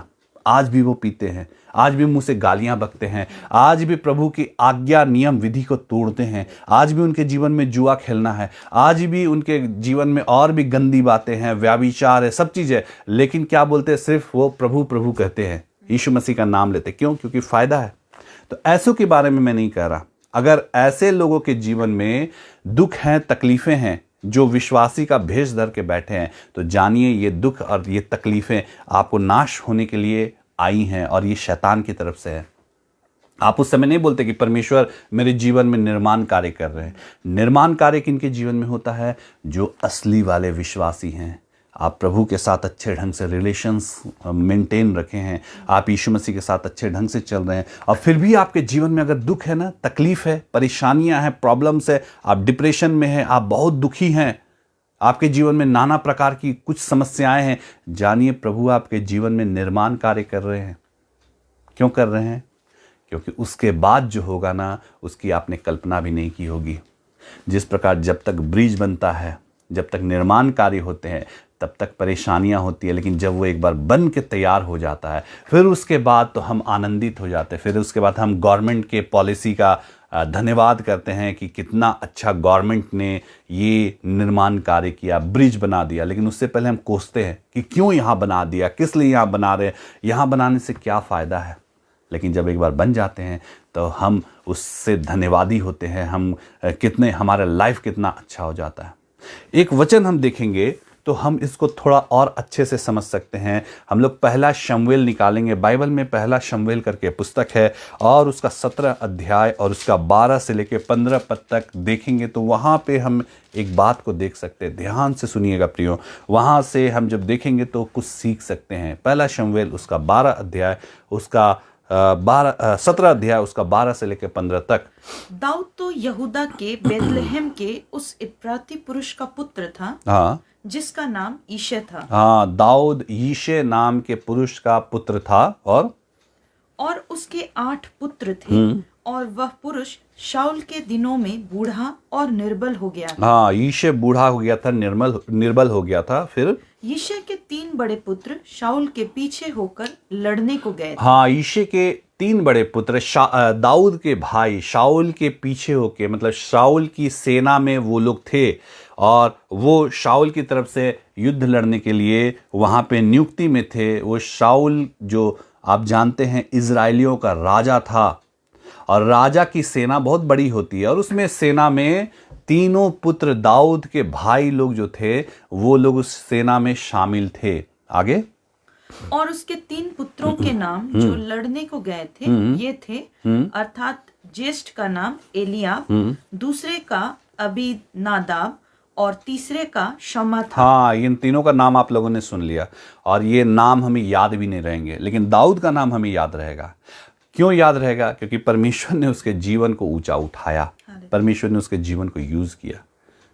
और ये 3 जो बड़े भाई थे दाऊद के, ये लोग तो थे और शाऊल की सेना में शामिल थे, लेकिन किसी को उसका नाम भी नहीं मालूम है मेरे प्रियो। आगे हम लोग देखते हैं, आगे पढ़िए। और सबसे छोटा दाऊद था। हाँ, सबसे छोटा जो था वो दाऊद था। दाऊद इजराइलियों का दूसरा राजा बना। शाऊल के बाद दाऊद ही राजा बना, लेकिन ऐसे ही राजा नहीं बन गया, उसके पीछे भी बहुत स्ट्रगल था। आगे पढ़िए। और तीनों बड़े पुत्र शाऊल के पीछे होकर गए थे। हाँ। और दाऊद बेतलहम में अपने पिता की भेड़ बकरियां चराने को शाऊल के पास से आया जाया करता था। शाऊल के पास भी दाऊद जाता था, क्योंकि दाऊद जो था ना वो बजाता बहुत अच्छा था, और जब जब दाऊद बजाता था तो शाऊल को बहुत शांति लगता था, परमेश्वर की उपस्थिति लगती थी, तो शाऊल के पास दाऊद आना जाना करता था। और यहाँ पे हम लोगों ने क्या देखा कि दाऊद जो था अपने पिता की भेड़ बकरियों को चराता था। वो एक चरवाहे का, साधारण चरवाहे का काम करता था। और घर में तो हम लोग अपने अपने घर में अपने अपने काम करते ही हैं, सभी कोई करते हैं। महिलाएं घर में खाना बनाती हैं और पुरुष लोग और भी काम करते हैं। और दाऊद भी ऐसे ही अपने पिता के घर में पिता के भेड़ बकरियों को वो चराता था। और इसका मतलब ये नहीं था कि उसका जीवन बहुत ही दुखमय था, वो अपने पिता के भेड़ बकरियों को चराता था। यानी उसका जीवन जो था ना बिल्कुल कंफर्टेबल वाला जीवन था, कंफर्ट था, यानी उसके आराम वाला जीवन था उसका। क्या करता था? पिता के भेड़ बकरियों को चराता था और फिर घर आता था, और पिता के चीज़ों पे उसका भी अधिकार था। आराम का जीवन था, भेड़ बकरियों को चराना, फिर आना। पिता मानते भी होंगे छोटा मेरा बेटा है, यानी उसका जीवन एक कंफर्टेबल पोजीशन में चल रहा था। और सबसे बड़ी बात है कि दाऊद बहुत बड़ा विश्वासी था, परमेश्वर का बहुत बड़ा जन था, विश्वास परमेश्वर पे करता था। और मैंने कहा ना, वो नकली वाला विश्वासी नहीं था, वो असली वाला विश्वासी था। जो परमेश्वर की इच्छा है उसके अनुसार वो जीवन जीता था, जो परमेश्वर को अच्छा लगता था उसके अनुसार वो करता था, जो परमेश्वर को अच्छा नहीं लगता वो काम वो नहीं करता था। और सोचिए, एक विश्वासी का जीवन की तरह वो जीवन व्यतीत करता था, और पिता के घर में रहता था, पिता की भेड़ बकरी को चराता था। और उसके ऐसा नहीं कि कोई चीज़ की घटी थी, वो खाता पीता था। पिता मतलब नहीं, अच्छे भोजन करता था, पिता के घर में अच्छा भोजन करता था, लाइफ उसका ठीक ढंग से चल रहा था। लेकिन परमेश्वर उसके जीवन में एक निर्माण कार्य करने जा रहे थे, जिसका दाऊद को पता नहीं था। और यहाँ पे हम देखते हैं कि दाऊद जो था वो अपने पिता के घर में अच्छे से था। उसके बाद परमेश्वर ने उसको आशीष दी, और क्या आशीष दी? उसका राज्याभिषेक हुआ। उसको जो इज़राइल जो जाति थी उसका दूसरा राजा होने के लिए परमेश्वर के जन ने आके परमेश्वर की इच्छा के कारण उसका राज्याभिषेक किया। किसी को ये बात पता नहीं था, बाहर के लोगों को नहीं पता था कि इसका अभिषेक हुआ राजा बनने के लिए, और उसका अभिषेक हो चुका था। यानी उसको आशीष मिलनी शुरू हो गई थी। पिता के घर में था, अच्छा भोजन करता था और आराम से था। दूसरा आशीष, उसका राज्याभिषेक हो गया था, यानी राजा बनने का उसका अभिषेक उसको हो गया था, आशीष मिलना शुरू हो गया था। तीसरी चीज अगर हम लोग देखेंगे तो दाऊद ने क्या किया था, आप लोग सबों को मालूम है। पलिश्ती जाति जो थी, जो इजरायली जाति की इतनी बड़ी विरोधी थी, इतना बड़ा दुश्मन ये जाति था पलिश्ती इजरायलियों का। और पलिश्तियों में गोलियत नाम के इंसान के बारे में आप जानते हैं कि पलिश्तियों में से गोलियत जो 10 फीट लगभग लंबा इंसान था, वो आकर इजरायलियों को ललकारने लगा, पूरे इजरायली सेना को ललकारा कि तुम में से कोई भी आए और मुझसे लड़े, अगर तुम जीत जाओगे तो पूरी पलिश्ती जो जाति है, पूरी पलिश्ती मेरी जो है वो तुम्हारे अंडर में आ जाएगी, पलिश्तियों का देश तुम्हारे अंडर में आ जाएगा। लेकिन अगर मैं जीत गया तो पूरा इजराइल मेरे अंडर में आ जाएगा, हमारे राजा के अंडर में आ जाएगा। और ये बात सुनकर वो 40 दिन तक वो ललकारता रहा, लेकिन कोई उससे लड़ने के लिए नहीं गया। और ये बात सुनकर दाऊद ने कहा, मैं लड़ूंगा क्योंकि मेरा परमेश्वर मुझे जीत दिलाएगा। यानी वो बहुत बड़ा विश्वासी था, और वो उस समय बच्चा ही था, वो बहुत बड़ा, ऐसा नहीं कि लंबा चौड़ा था दाऊद, लेकिन वो बच्चा ही था, उसके मुंह से वहाँ लिखा हुआ लाली झलकती थी, लेकिन उसने निर्णय लिया कि मैं गोलियत से लड़ूंगा। और तीसरा आशीष क्या मिला, परमेश्वर ने उसको क्या ऊंचा उठाया, क्योंकि जब हम विश्वास में आगे बढ़ते हैं ना, परमेश्वर हमें ऊंचा भी उठाते हैं। आपने देखा अपने जीवन में, जब हम विश्वासी होते हैं, जब हम प्रभु के साथ अपने जीवन को स्टार्ट करते, प्रभु के पीछे चलने लगते हैं, तो प्रभु कई तरह की आशीषें हमें देते हैं। किसी की नौकरी की आशीष मिलती है, किसी के जीवन में और भी आशीषें मिलती है, पढ़ाई लिखाई में प्रभु बुद्धि ज्ञान समझ देते हैं, और शादी ब्याह में भी आशीष देते हैं, हमारे घर परिवार में आशीष देते हैं, कई सारी चीज़ों की आशीषें प्रभु देते हैं, क्योंकि प्रभु के साथ हम चलेंगे आशीष मिलती है। और उसी प्रकार दाऊद के जीवन में आशीष और आशीष मिलना शुरू हो गया था। पहला, पिता के घर में अच्छे से था। दूसरी आशीष, उसका राजा होने के लिए अभिषेक हो चुका था, जिसको किसी को पता नहीं था। और तीसरी आशीष क्या थी, उसने गोलियत को मार दिया। गोलियत को मार के गिरा दिया उसने, एक गोफन से और एक पत्थर से उसने गोलियत को मार दिया। इतना वीर योद्धा को उसने प्रभु के नाम से मार दिया, और गोलियत की ही तलवार से उसके गर्दन को उड़ा दिया। सोचिए कितनी आशीष प्रभु ने उसको दिया। लेकिन यहां पे दाऊद के सर को परमेश्वर ने ऊंचा उठाया, लेकिन यहां पे परमेश्वर ने उसके जीवन में एक निर्माण कार्य करने का निर्णय लिया, क्योंकि परमेश्वर ने उसको राजा बनाने का निर्णय लिया था और इसीलिए उसको अभिषेक किया था। लेकिन ऐसे ही राजा कोई नहीं बन जाता मेरे प्रियो। उसके लिए परमेश्वर ने सोचा कि उसको ऐसे ही मैं राजा नहीं बनाऊंगा, इसके जीवन को मैं पहले बनाऊंगा, उसके बाद इसे राजा बनाऊंगा। हर एक विश्वासी मेरे प्रियो सुन लीजिए कि अगर आप विश्वास में आगे बढ़ रहे हैं और फिर भी आपके जीवन में दुख है, तकलीफें हैं, तो प्रभु आपके जीवन में निर्माण कार्य कर रहे हैं। और जब तक निर्माण कार्य चलेगा तब तक आपका जीवन थोड़ा अस्त व्यस्त रहेगा, क्योंकि आपको प्रभु बहुत चीज़ सिखाते हैं। इस निर्माण कार्य में, जब संसार के निर्माण कार्य में, जब जहाँ जहाँ ब्रिज बनते हैं, जहाँ जहाँ पुल बनते हैं, वहाँ सारी चीज़ें उसके अगल बगल में अस्त व्यस्त हो जाती हैं। तो जब आत्मिक जीवन में प्रभु आपके निर्माण कार्य करेंगे तो आपका जीवन जो है ना, उस समय आपका जीवन भी अस्त व्यस्त रहेगा। मैंने कहा ना, आप दुख में, हो सकता है आपके जीवन में कोई दुख रहेगा, आपके जीवन में कुछ समस्याएं रहेंगी, आपके जीवन में कोई तकलीफें रहेंगी, बहुत सारी चीज़ें। आप यहाँ तक कि लोग डिप्रेशन में भी विश्वासी चले जाते हैं। लेकिन क्यों होता है? प्रभु निर्माण कार्य कर रहे हैं। और दाऊद के जीवन को प्रभु ने हिलाया, क्योंकि अब तक तो सब चीज़ अच्छा और अच्छा ही होता जा रहा था। प्रभु ने दाऊद के जीवन को हिलाया। कैसे हिलाया, इसी में आगे पढ़िए तो हम समझ सकते हैं। पढ़िए पहला शमूएल उसका 18 अध्याय 6 से 9 पद। देखिए क्या लिखा है। जब दाऊद जो था वो आशीष और आशीष पा रहा था, उसने गोलियत को जब मार के वो वापस आने लगा, तो देखिए क्या है वहां पे। जब दाऊद उस पलिश्ती को मारकर लौटा आता था, पलिश्ती को मारकर लौटा आता था जो गोलियत है, तो और वे सब लोग भी आ रहे थे, सब कोई आनंद मना रहे थे कि अरे ये पलिश्ती जो हमें ललकार रहा था 40 दिन से, वो मारा गया। और सब लोग नाचते गाते खुशी मनाते हुए आ रहे थे। तब सब इजरायली नगरों से स्त्रियों ने निकलकर डफ और तिकोने बाजे लिए हुए, सब लोग डफ बजाने लगे। आज तो हमारे बैंड बाजे बजते ना, हम लोग खुश होते तो बैंड बाजे निकालते हैं। उस समय सब लोगों ने डफ लिए, बजाने के और चीज लिए, और बजाते गाते वो लोग आनंद के साथ गाती और नाचती हुई आनंद मना रहे थे, क्योंकि वो पलिश्ती जिसने इजरायलियों को ललकारा था वो मारा गया था। तो फिर शाऊल राजा के स्वागत में निकली, और वे स्त्रियां नाचती हुई एक दूसरी के साथ यह गाती गई कि शाऊल ने हजारों को परंतु दाऊद ने लाखों को मारा। दाऊद ने कितनों को मारा? लाखों को मारा। राजा ने जो था वो हजारों को मारा। इन्होंने गाया, इन्होंने पूरा जोर से गाया। हमारे राजा ने तो हजारों को मारा, लेकिन दाऊद ने तो लाखों को मार दिया। यहां परमेश्वर ने दाऊद के जीवन को हिलाया। यहां परमेश्वर ने दाऊद के जीवन को अस्त व्यस्त थोड़ा किया। कैसे किया? आगे देखिए कैसे किया, पढ़िए। तब शाऊल अति क्रोधित हुआ। शाऊल अब क्रोधित हो गया। वो शाऊल जो दाऊद से प्रीति रखता था, बाइबल में लिखा है दाऊद से शाऊल बहुत प्रीति रखता था। और ये कोई साधारण इंसान नहीं था मेरे प्रियो। शाऊल राजा था, इजरायली जाति का राजा था।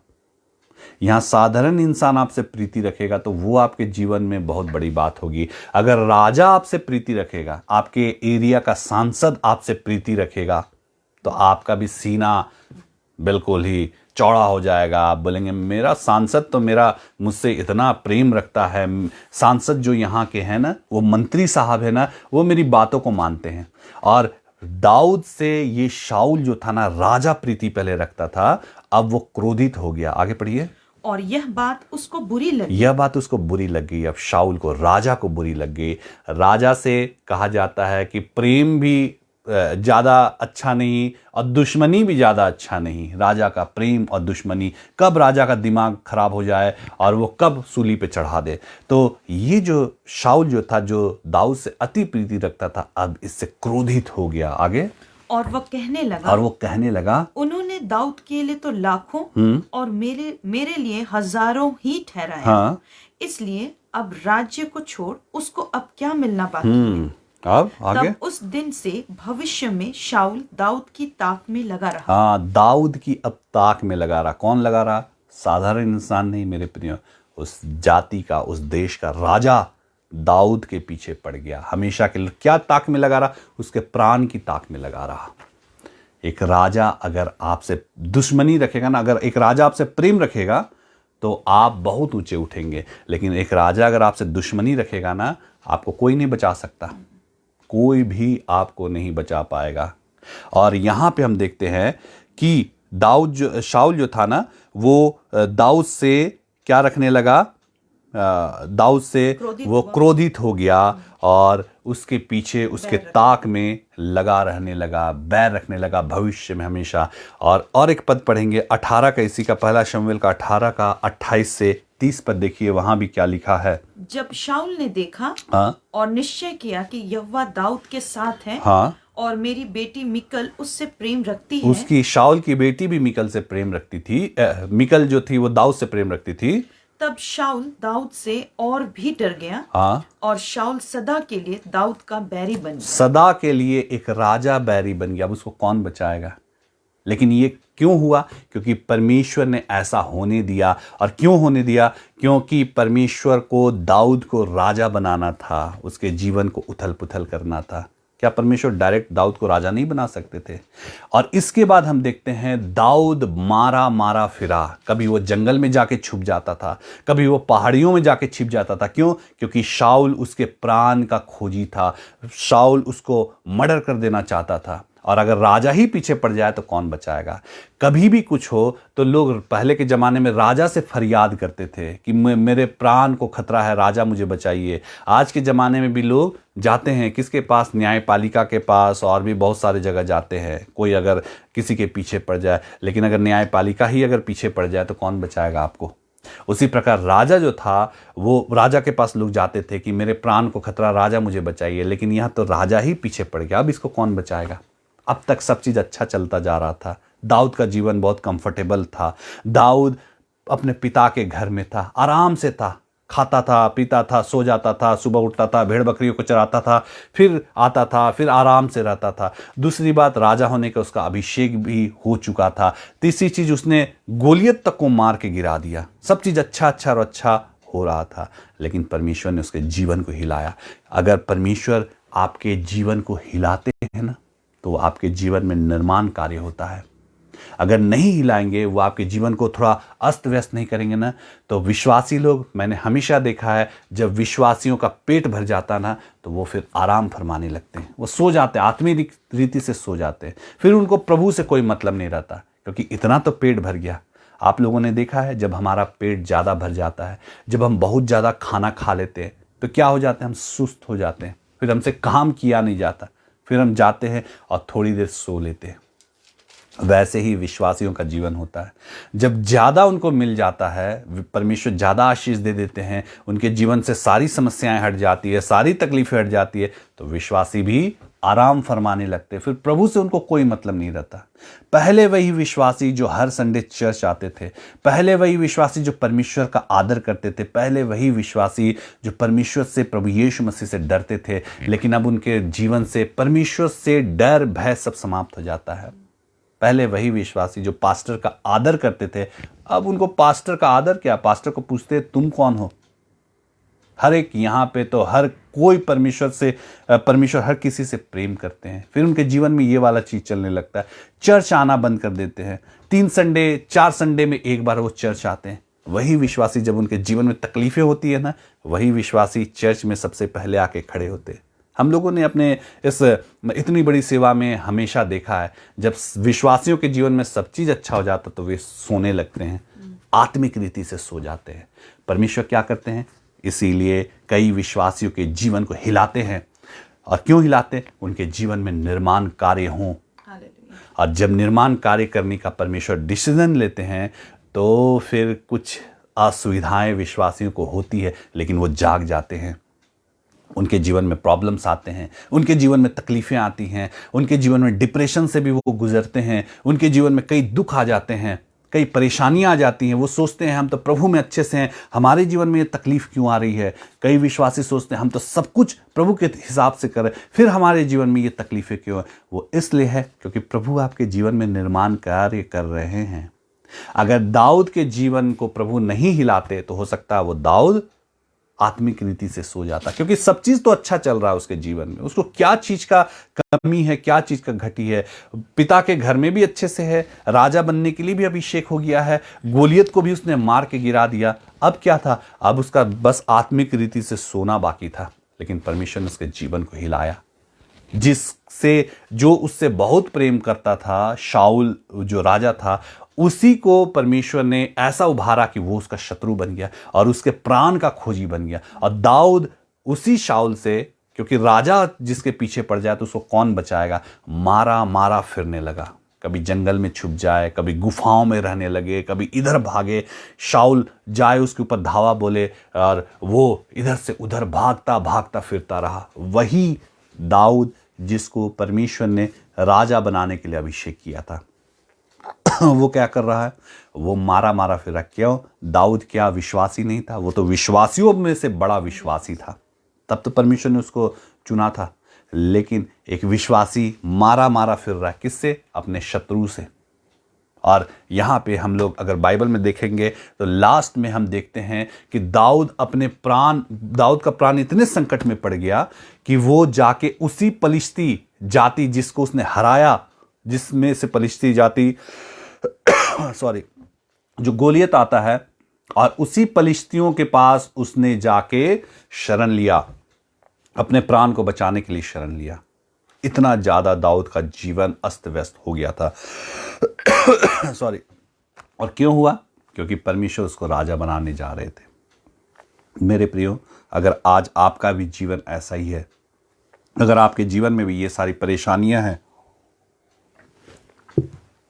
अगर आपके जीवन में तकलीफें हैं, आप विश्वासी हैं, और कैसे विश्वासी? ओरिजिनल वाले विश्वासी, डुप्लीकेट वाले विश्वासी नहीं। अगर आपके जीवन में दुख है, तकलीफें हैं, परेशानियां हैं, समस्याएं हैं, डिप्रेशन में आप हैं, आप सोच रहे हैं क्यों हमारे जीवन में ऐसा हो रहा है, क्यों हमें प्रभु नहीं निकाल रहे हैं, तो जानिए प्रभु आपके जीवन को बना रहे हैं। वो निर्माण कार्य कर रहे हैं। और जब तक निर्माण होगा तब तक आपका जीवन अस्त व्यस्त रहेगा। लेकिन एक बार जब निर्माण कार्य पूरा हो जाए तो आपका जीवन स्मूथ हो जाएगा। लेकिन प्रभु उससे पहले आपको सिखाएंगे, बहुत चीज बताएंगे। और यही दाऊद राजा जो था, हम देखते हैं 30 साल की आयु में शाऊल की मृत्यु के बाद वो राजा बना और उसने 40 वर्ष तक इजराइलियों का न्याय किया। 40 वर्ष तक वो राज करता रहा।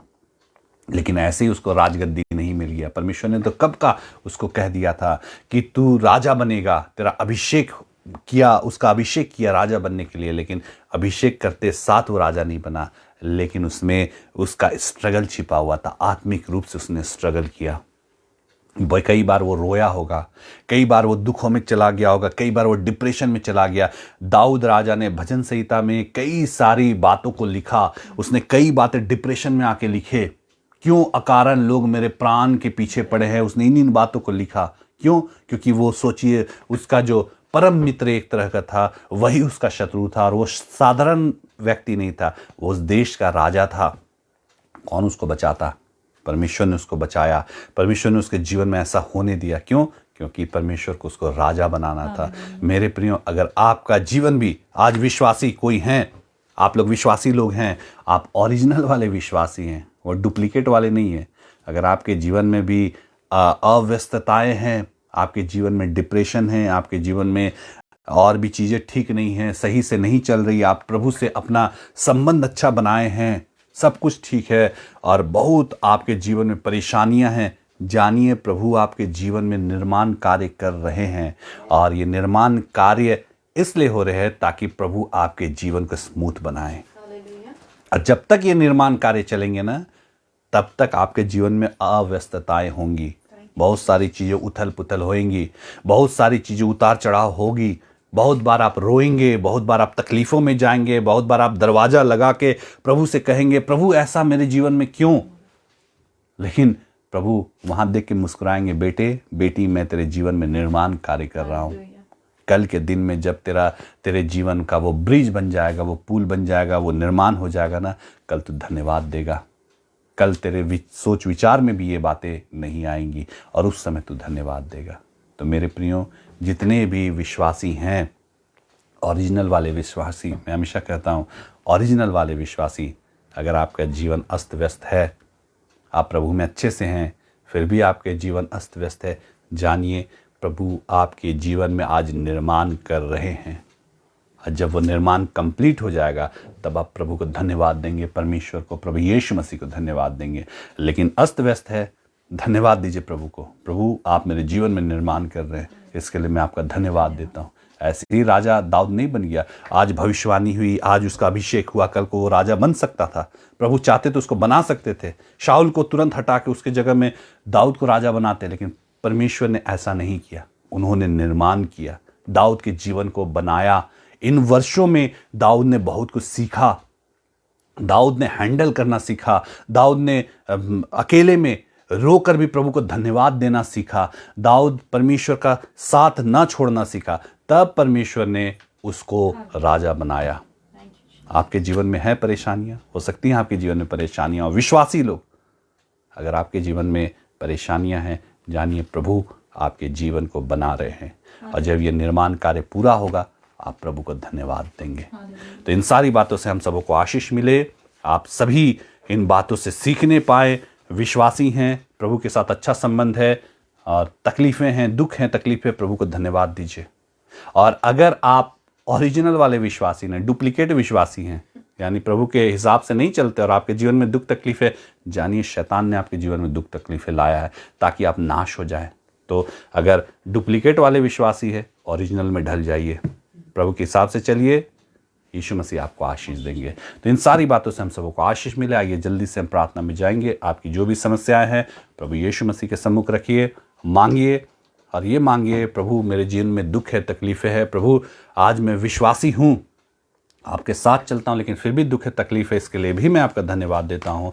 मेरे जीवन को बनाइए, मेरे जीवन का निर्माण कीजिए, मैं आपका धन्यवाद दूंगा। परमेश्वर के इन वचनों से हम सबों को बहुतायत की आशीष मिले। तो आइए हम लोग प्रार्थना में जाएं। तब तक सबों को जय मसीह की।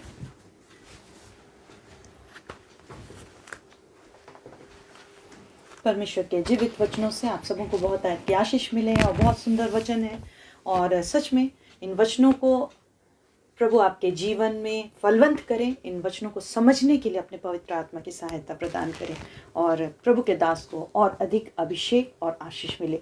तो ये समय है, आइए हम चंगाई प्रार्थना की ओर आगे बढ़ रहे हैं। ये समय है जब आपके लिए प्रार्थना होगी और प्रभु यीशु मसीह आपकी सुधि लेंगे। तो जितने मेरे साथ जुड़े हैं, आंखों को बंद कर लेंगे, आंखों को बंद कर लेंगे और अपने स्थान में आप स्थिर हो जाएंगे। आप पहली दफ़ा भी आराधना में जुड़े हैं, ये समय है जब हम प्रार्थना में आगे बढ़ रहे हैं। जब तक प्रार्थना होगी आप अपने स्थान में स्थिर रहेंगे, आंखों को बंद रखेंगे। आपके साथ बच्चे हैं, उन्हें भी आप स्थिर कर दें। आप परिवार में कई एक साथ बैठे हैं, आप बातचीत नहीं करेंगे, बिल्कुल शांत होकर ये समय है आप प्रभु के निकट अपने मन को लगाएंगे ताकि आप आशीषित हों। और आप जितने चाह रहे हैं कि प्रभु की आशीष को आप प्राप्त करें, तो मेरे पीछे पीछे आप इस प्रार्थना को, जो मैं अभी कहूँगी, आप मेरे पीछे पीछे प्रार्थना को रिपीट करेंगे।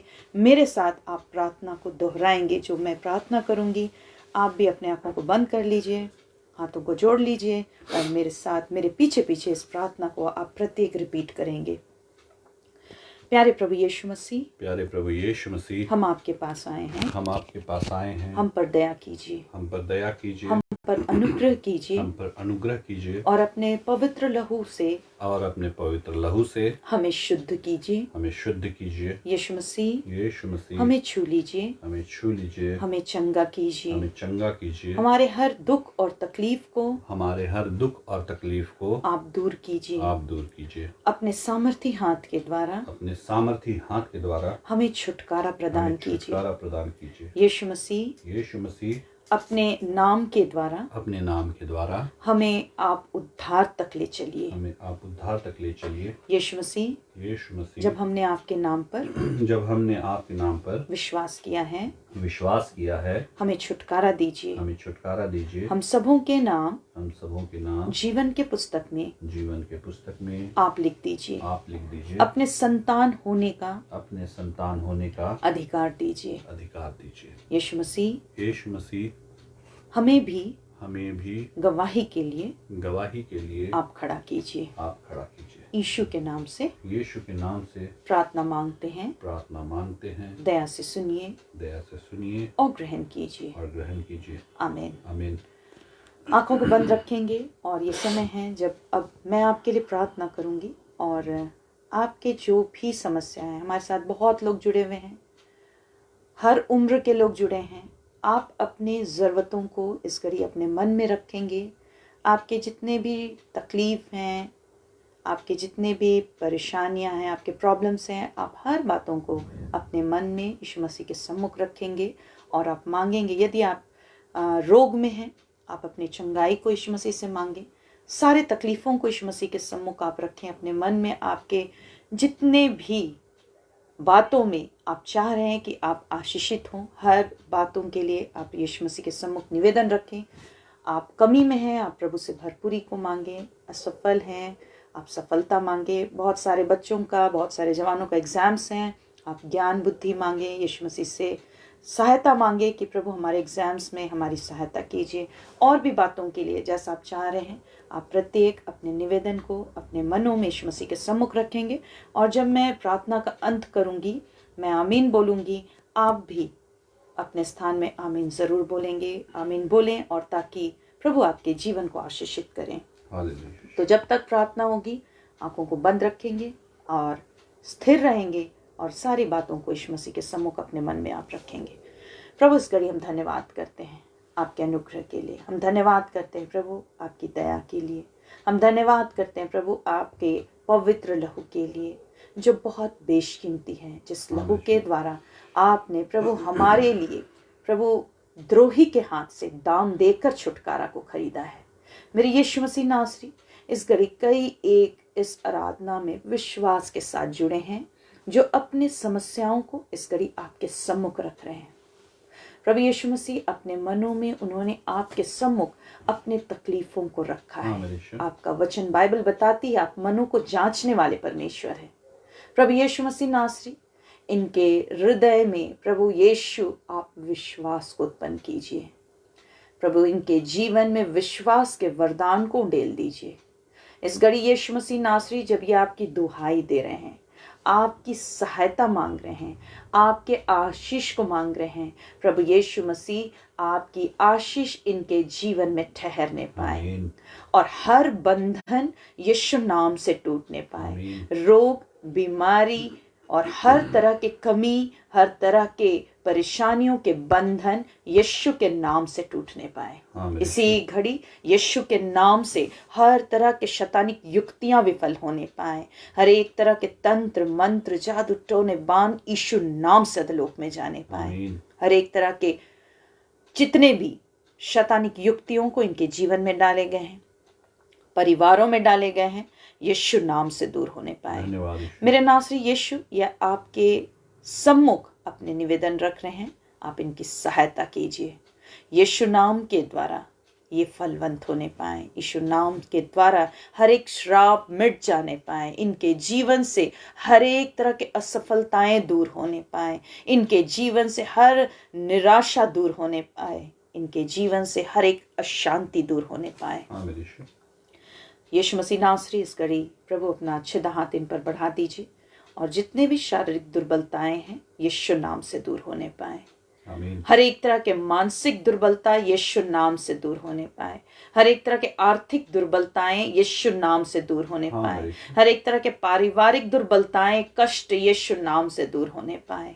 मेरे यीशु, अपने पवित्र लहू का छिड़काव इन पर कीजिए कि इनके जीवन से हर एक तरह के शैतानिक युक्तियां भी विफल होने पाए। जितने भी सर दर्द हैं और जितने भी सर दर्द के कारण है यीशु नाम से वो दूर होने पाए। हर एक तरह के माइग्रेन के दर्द यीशु के नाम से दूर होने पाए। जितने भी सर से जुड़े हुए इन्फेक्शंस हैं यीशु नाम से दूर होने पाए। सर से जुड़े हुए जितने भी रोग, बीमारी, दुर्बलता है यीशु नाम से दूर होने पाए। न्यूरो के बीमारियां यीशु के नाम से दूर होने पाए। न्यूरो के मरीज यीशु नाम से चंगे होने पाए। हर एक बंधन टूटने पाए। जितने भी आंख, कान और हर तरह के गले के इन्फेक्शंस यीशु नाम से दूर होने पाए। जितने भी बीमारियां हैं जो आंखों के हैं, कानों के हैं, गले के हैं यीशु नाम से दूर होने पाए। ये चंगे हो जाएं, ये छुटकारे को प्राप्त करें। जितने भी पेट से जुड़े हुए रोग, बीमारी और हर तरह के जितने भी पेट के तकलीफ हैं यीशु के नाम से वो दूर होने पाए। यीशु नाम से हर एक पेट के इन्फेक्शंस दूर होने पाए।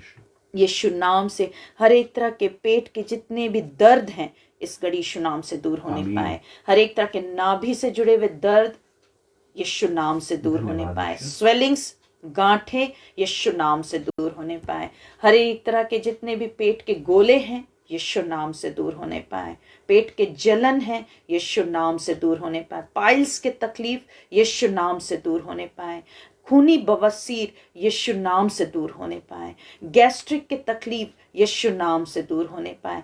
किडनी और लिवर की बीमारियां यीशु नाम से दूर होने पाए। जितने भी स्टोन के दर्द हैं यीशु नाम से दूर होने पाए। हर एक तरह के गॉल ब्लैडर के इन्फेक्शंस और दर्द यीशु नाम से दूर होने पाए। हर एक तरह के पैनक्रियास से जुड़े हुए जितने भी तकलीफें हैं यीशु नाम से वो भी दूर होने पाए।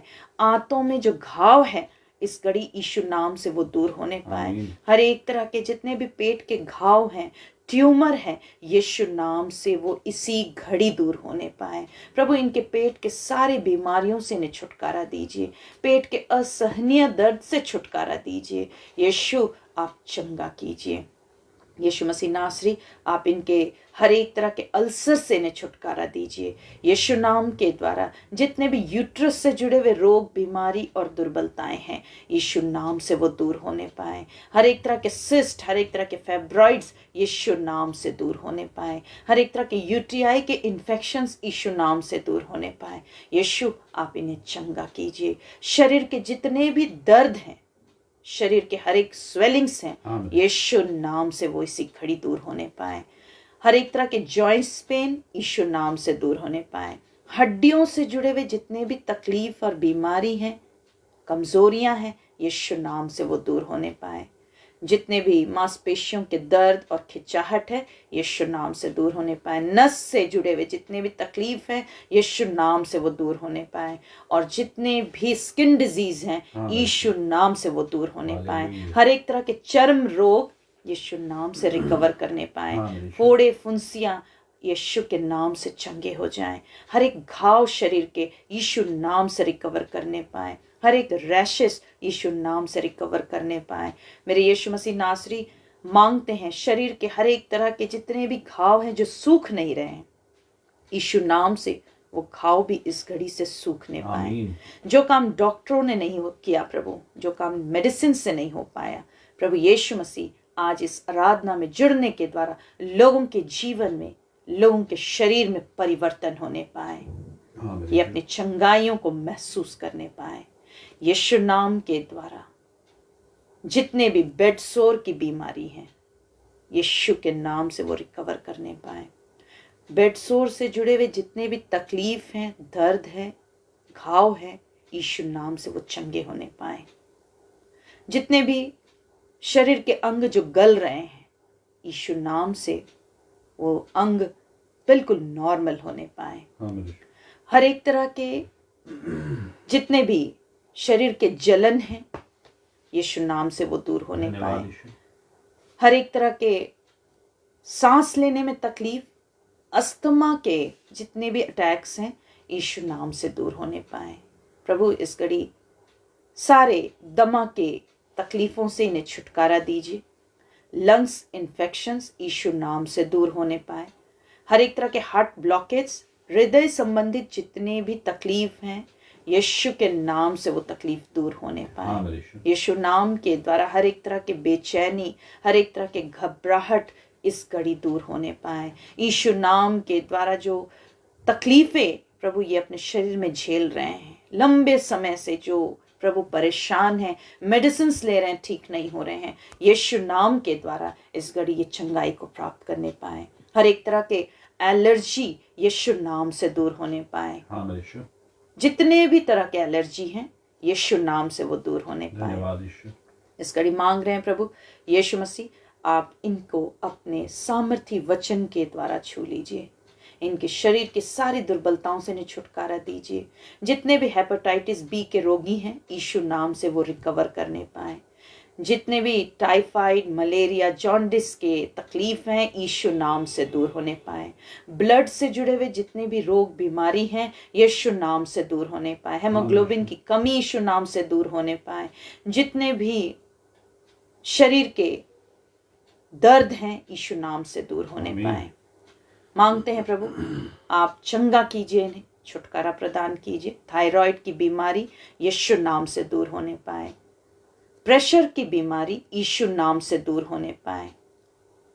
शुगर की बीमारी यीशु नाम से दूर होने पाए।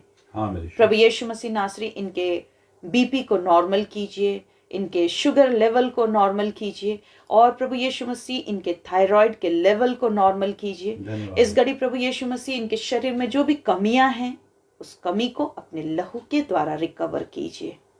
इनके शरीर में जो भी प्रभु आवश्यकताएं हैं, अपने लहू के द्वारा उसे पूरा कीजिए। जितने भी मिर्गी के रोगी हैं, यीशु नाम से वे चंगे होने पाए। हर एक तरह के मिर्गी के अटैक्स यीशु नाम से दूर होने पाए। जितने भी प्रभु और तकलीफों को लोगों ने आपके सम्मुख रखा है, अपने परेशानियों को आपके सम्मुख रखा है, आप उन्हें छुटकारा प्रदान कीजिए। पैरालिसिस के पेशेंट्स यीशु नाम से चंगे हो जाएं। लकवा के पेशेंट्स इस घड़ी रिकवर करने पाए। प्रभु यीशु मसीह, जो लंबे समय से बिस्तरों में पड़े हैं, जिस भी कारण से वे अब तक प्रभु चल फिर नहीं पा रहे हैं, उन सारे कमजोरियों को, दुर्बलताओं को यीशु के नाम से दूर करते हैं, और यीशु नाम के द्वारा ये बल प्राप्त करने पाए। इनके हाथों को छू लीजिए, इनके पैरों को छू लीजिए, इनके कमर को छू लीजिए। हर एक तरह के रीढ़ की हड्डियों की तकलीफ यीशु नाम से दूर होने पाए। प्रभु यीशु के नाम से ये चंगे हो जाए। प्रभु यीशु मसीह नासरी, बहुत सारे हैं जो इस घड़ी हॉस्पिटल्स में हैं, बहुत सारे लोगों के ऑपरेशंस हुए हैं, प्रभु उन्हें भी जल्द से जल्द आप रिकवर कीजिए, चंगा कीजिए, और ऑपरेशन के स्थान को पूरी रीति से आप नॉर्मल कीजिए। प्रभु यीशु मसीह नासरी, मांगते हैं, और भी लोगों ने अपने निवेदनों को आपके सम्मुख रखा है, आप ग्रहण कीजिए। बहुत लंबे समय से लोगों ने प्रभु आपके सम्मुख अपने चंगाइयों को मांगा है। आप ये समय है प्रभु, आप उनके लिए काम कीजिए। इस आराधना में जितने रेगुलर जुड़ रहे हैं प्रभु, उनके जीवन में महाआश्चर्य कर्म होने पाए, उनके जीवन में हर एक तरह के बंधन टूटने पाए, फलवंत होने पाए, श्राप मिट जाने पाए। प्रभु यीशु मसीह, बहुत सारी बहनें हैं, संतान की आशीष मांग रही हैं, आशीषित कीजिए यीशु नाम के द्वारा, उनके सारे बंधन टूटने पाए। प्रभु यीशु मसीह, अपने वचन को बड़े वेग से भेज दीजिए। आपका वचन प्रभु यीशु मसीह गर्भ का फल, आपकी ओर से प्रतिफल। इसी वचन को हम स्मरण कर रहे हैं, और तमाम बहनें जो बड़े विश्वास के साथ आपके सम्मुख आई हैं, इस वचन के द्वारा इस घड़ी ये आशीषित होने पाए। यीशु नाम से ये कंसीव करने पाए, यीशु नाम से ये फलवंत होने पाए, और पूरे 9 महीने इन्हें संभालिए, आशीषित कीजिए। समय से स्वस्थ संतान की आशीष को प्राप्त करें। बहुत सारी बहनों को आपने आशीषित किया है प्रभु यीशु मसीह, उन्हें प्रभु सुरक्षा दीजिए, और प्रभु यीशु मसीह बड़ी गवाहियों के लिए आप उन्हें खड़ा कीजिए। मेरे यीशु मसीह, बहुत सारे लोगों ने अपने कामों को जो अब तक रुके पड़े हैं, आपके सम्मुख निवेदन रखा है, सारे कामों को आशीषित कीजिए। सब काम समय से पूरे होने पाए। इनकम्प्लीट वर्क्स को प्रभु कंप्लीट कीजिए। बहुत सारे निर्माण कार्य अधूरे पड़े हैं, उन्हें आप पूरा कराइए। बहुत सारे लोगों ने प्रभु अपने और भी पेपर वर्क्स को आपके सम्मुख रखा, आप उनके सारे पेपर वर्क्स को आशीषित कीजिए प्रभु यीशु मसीह। बहुत सारे हमारे लोगों के इंटरव्यू हैं प्रभु, आप सफलता प्रदान कीजिए। बहुत सारे लोगों के प्रभु यीशु मसीह एग्जाम्स होने वाले हैं, ज्ञान बुद्धि समझ दीजिए प्रभु यीशु मसीह नासरी। मांगते हैं प्रभु एक एक को ऊंचा उठाइए प्रभु। आपका वचन कहता है जो आपके भय में चलते हैं उन्हें बुद्धि की घटी नहीं होती है। यीशु मसीह हमारे लोगों को ज्ञान बुद्धि समझ दीजिए। मांगते हैं यीशु मसीह नासरी, जिनके विवाह रुके हुए उनके लिए उपाय कीजिए, अच्छे जोड़ों को दीजिए, समय से विवाह संपन्न होने पाए। जिनके घरों में प्रभु कमी है उस कमी और घटी को दूर कीजिए। जिनके घरों में अशांति है, लड़ाई और झगड़े हैं, यीशु नाम से वो हर एक लड़ाई और झगड़े दूर होने पाए और यीशु नाम के द्वारा इनके जीवन में शांति होने पाए। प्रभु यीशु मसीह, बुरे लत में लोग पड़े हुए हैं, उनके बुरे लत से छुटकारा दीजिए। शराब के बुरे लत और भी नाना प्रकार की बुरी संगति यीशु के नाम से दूर होने पाए। हर एक अशांति, हर एक तरह के लड़ाई और झगड़े, हर एक तरह के जितने भी इनके परिवारों में तकलीफें हैं, अशांति है, यीशु नाम से वो दूर होने पाए। मांगते हैं टूटते परिवारों को जोड़िए, टूटते हुए रिश्तों को जोड़िए प्रभु यीशु मसीह नासरी। मांगते हैं जो आज इस संसार में अकेले हैं प्रभु, उनके लिए भी प्रभु आप उपाय कीजिए। प्रभु यीशु मसीह आप संग हो लीजिए। जो अपने जीवन में असफल हैं उन्हें सफलता दीजिए, जो कर्जों में हैं उन्हें छुटकारा दीजिए, डिप्रेशंस में है शांति दीजिए प्रभु यीशु मसीह। और भी बहुत सारे लोगों ने अपने जरूरतों को आपके सम्मुख रखा, आप पूरी कीजिए मेरे नासरी यीशु। मांगते हैं बुजुर्गों को संभालिए, जवानों को संभालिए, बच्चों को संभालिए, एक एक की हड्डी की रक्षा कीजिए। दुर्घटना, विपत्ति, संकट, शोक से बचाइए प्रभु यीशु मसीह नासरी। इस घड़ी हमारे चर्च ऑफ फेथ की मंडली भी आपके सम्मुख है प्रभु यीशु मसीह। जो इस घड़ी आराधना में जुड़े हुए हैं हर एक को आशीषित कीजिए। आपके सम्मुख उन्होंने अपने भेंटों को रखा है, अपने मन्नतों को पूरा किया है, अपने दान, अपने दशवांश को आपके सम्मुख रखा है प्रभु यीशु मसीह। अन्य लोगों ने भी अपने भेंटों को आपके सम्मुख रखा है। आप सबों के हाथों को आशीषित कीजिए, हर एक के पर्स को आशीषित कीजिए। और यीशु मसीह जिन हाथों से उन्होंने निकाला वो हाथ कभी खाली होने ना पाए। मेरे यीशु मसीह नासरी, मांगते हैं आकाश को खोलकर अपरंपार आशीषों की वर्षा कीजिए। इनके भंडारों में किसी भी भली वस्तु की घटी होने ना पाए। मन के मनोरथों को पूरी कीजिए और आर्थिक आत्मिक दोनों रीति से बलवंत कीजिए। यीशु मसीह नासरी, इस घड़ी मांग रहे हमारे पेज के मेंबर्स को भी आशीषित कीजिए।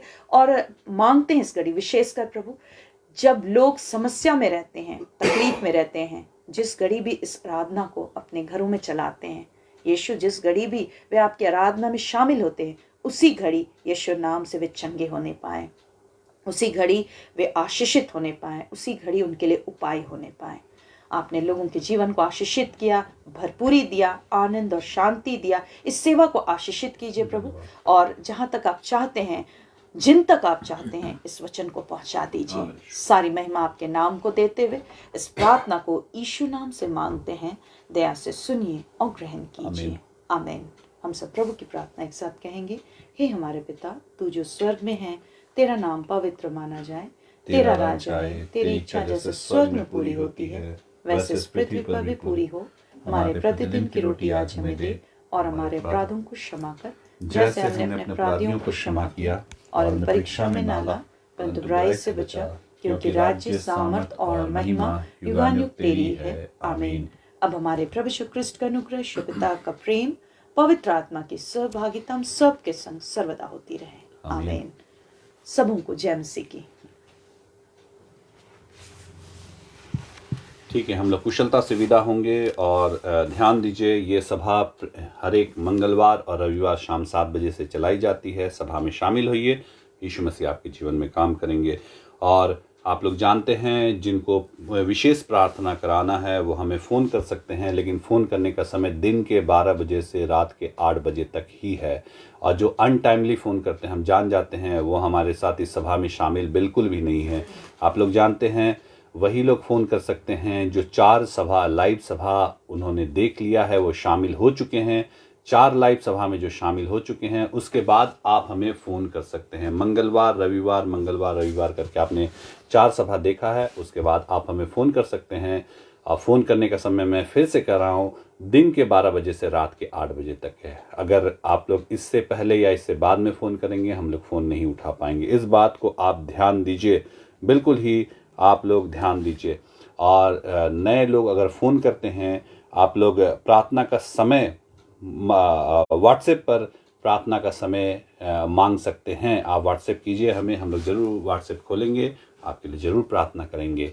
और जो आपकी गवाहियां हैं वो ज़रूर से लिख कर डालिए। कहाँ डालना है? यहीं जहां आप जय मसीह की लिख रहे हैं, इस सभा को खोलिएगा, फिर से इसमें अपनी गवाहियां अच्छे ढंग से लिखिए कि यहाँ जुड़ने से प्रभु ने आपके जीवन में क्या काम किया, ताकि हम आपके गवाहियों को पढ़ सके, दूसरों का विश्वास बढ़े और यीशु मसीह आपको आशीष दे। हमारे यूट्यूब में चैनल है रोहिणी थापा के नाम से, जितनों ने सब्सक्राइब नहीं किया आप ज़रूर से सब्सक्राइब कर लीजिए, क्योंकि आगे आने वाले समय में हो सकता है हम लोग यूट्यूब में अपने सभा को चलाएंगे, क्योंकि फेसबुक में कुछ गड़बड़ियाँ आ रही हैं, तो यूट्यूब में चलाएंगे। आप लोग ज़रूर से सब्सक्राइब कर लीजिए उस चैनल को। लाइव हम लोग ऐसे ही चलाएंगे, जब हम लोग बोलेंगे उसके बाद ही चलाएंगे।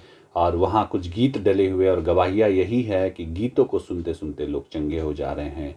तो यीशु मसीह को महिमा मिले। आप लोग सभा में नियमित रूप से शामिल होइए। फिर से हम लोग मंगलवार के दिन, ट्यूसडे के दिन शाम 7 बजे मिलेंगे। तब तक के लिए सबों को जय मसीह की।